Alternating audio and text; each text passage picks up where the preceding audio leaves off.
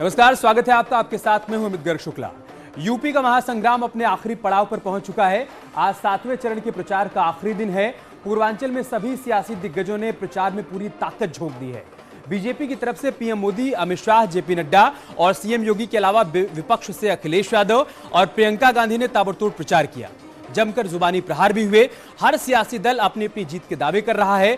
कहते हैं पूर्वांचल जीतने वाले को ही यूपी की सत्ता मिलती है। देखना होगा कि जनता का आशीर्वाद किसे मिलता है।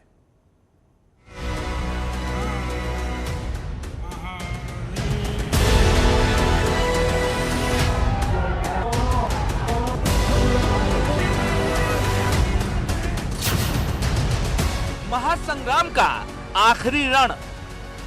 ऐसा चुनाव जब कोई सरकार अपने काम पर, अपनी ईमानदार छवि पर भेदभाव और पक्षपात रहित विकास पर और सुधरी हुई कानून व्यवस्था के दम पर जनता जनार्दन का आशीर्वाद मांग रही हो। दिग्गजों ने झोंकी पूरी ताकत। अतीक अहमद कहां है? मुख्तार अंसारी कहां है? आजम खान कहां है? एक दो छूट गए हैं। 10 को कमल खिला दो, 11 को वो भी जेल में मिलेंगे।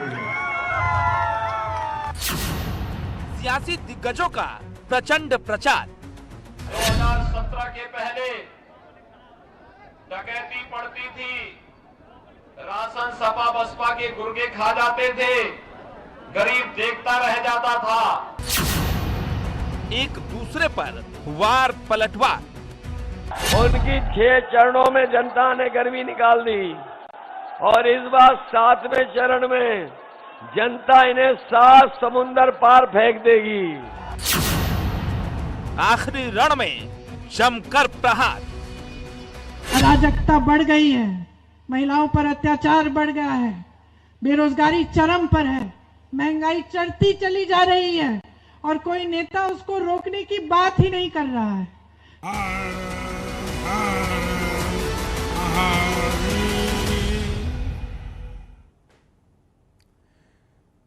हमारे साथ खास मेहमान भी जुड़ चुके हैं। समाजवादी पार्टी के नेता भुवन जोशी हमारे साथ जुड़ चुके हैं और वरिष्ठ पत्रकार मनोज रघुवंशी जी हमारे साथ जुड़े हुए हैं। थोड़ी देर में हमारे साथ भारतीय जनता पार्टी के प्रवक्ता हरीश श्रीवास्तव भी जुड़ेंगे। मैं मनोज जी आपके पास आऊंगा, उससे पहले भुवन जोशी से समझ लेते हैं। भुवन जोशी जी, आज शाम को 6 बजे प्रचार थम जाएगा।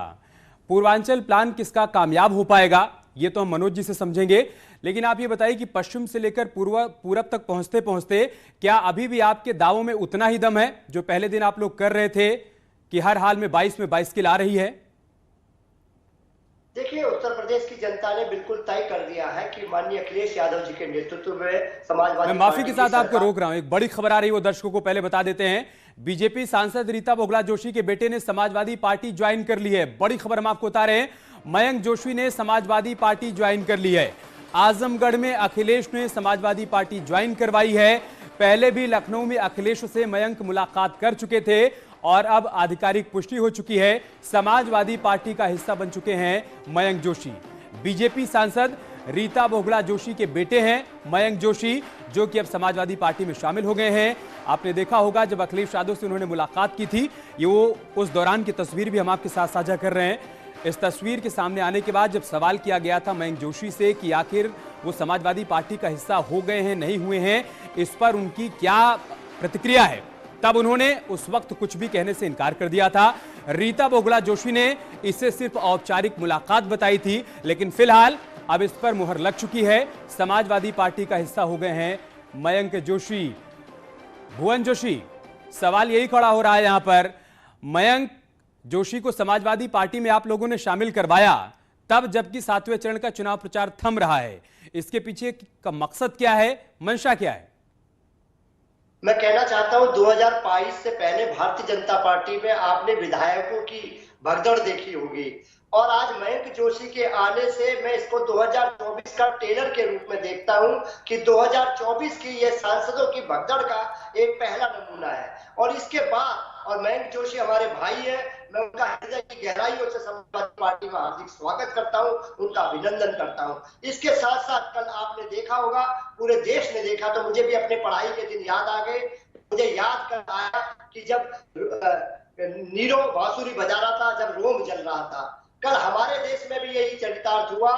जब हमारे विद्यार्थी, हमारे युवा, हमारे देश के कर्णधार जब यूक्रेन में फंसे हुए थे, तो हमारे नीरो भारत के प्रधानमंत्री जी कल वहां नहीं, अभी आप डिरेल मत होइए। आपने कहा कि मयंक जोशी का आना 2024 का ट्रेलर है, तो बीजेपी से हरीश श्रीवास्तव जी नहीं है, वरना आपसे वो सवाल करते कि फिर अपर्णा का बीजेपी में जाना क्या है। मनोज जी, आप क्या समझ पा रहे हैं? अब जबकि 7 चरणों का प्रचार आज थम जाएगा, ऐसे में मयंक जोशी को ले आने से समाजवादी पार्टी को क्या फायदा मिलने वाला है, या सिर्फ बीजेपी में नुकसान करना था, मकसद ये था?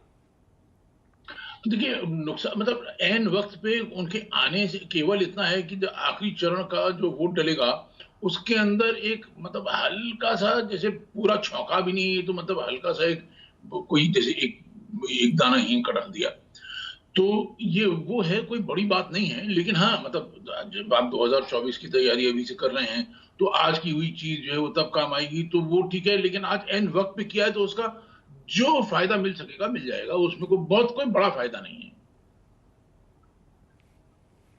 ठीक है, एक सवाल और भी खड़ा हो रहा है। एक सवाल ये खड़ा हो रहा है कि जिस तरीके से भारतीय जनता पार्टी की तरफ से लगातार ये कोशिश की जा रही थी चुनाव से पहले से कि वो तमाम लोग जो कि नाराज चल रहे हैं उनको मना लिया जाए, लेकिन कई ऐसे नाम सामने आए जो कि बीजेपी छोड़कर चले गए।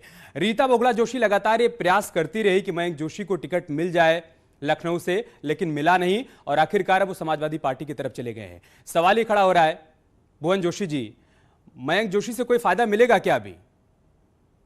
देखिए, फायदे की बात नहीं है। आज पूरा उत्तर प्रदेश जो माननीय अखिलेश यादव जी का नेतृत्व स्वीकार कर चुका है, उत्तर प्रदेश के जनमानस की आशा के केंद्र माननीय अखिलेश यादव जी बने हैं, ये जनता का विश्वास है। और आप देखिएगा, माननीय मयंक जी आए हैं और अब बहुत सारे लोग आपको दिखाई देंगे समाजवादी पार्टी में दिखाई देंगे, क्योंकि आज 2022 में वो अगर प्रदेश का विश्वास बने तो आप यकीन करिए आने वाले समय में माननीय अखिलेश यादव जी देश का विश्वास बने।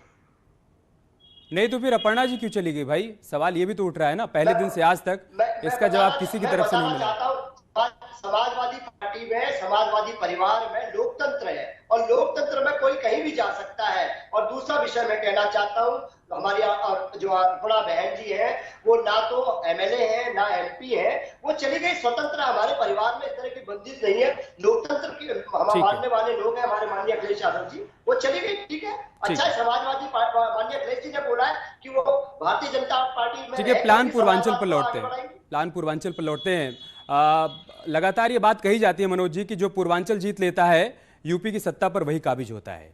अब चूंकि 6 चरणों का मतदान संपन्न हो चुका है, 7वें चरण का होने वाला है, क्या आकलन है आपका कि पश्चिम से पूरब तक पहुंचते पहुंचते किसका प्लान सही तरीके से एग्जीक्यूट हो पाया?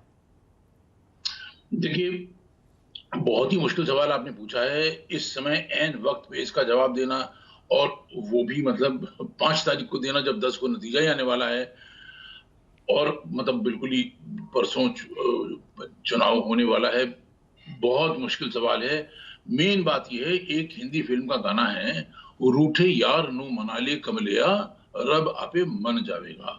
जो आपका रूठा वोटर है, जो आपका उदासीन वोटर, बीजेपी से कह रहा हूं, जो आपका उदासीन वोटर है, जो घर से बाहर नहीं निकल रहा है, जिसकी पूरे सोशल मीडिया में तरह तरह की मतलब इस हद तक बातें हैं कि बीजेपी के लोग बूथ पे टेबल छोड़ के भागे, पर्ची बांटने वाला कोई नहीं है।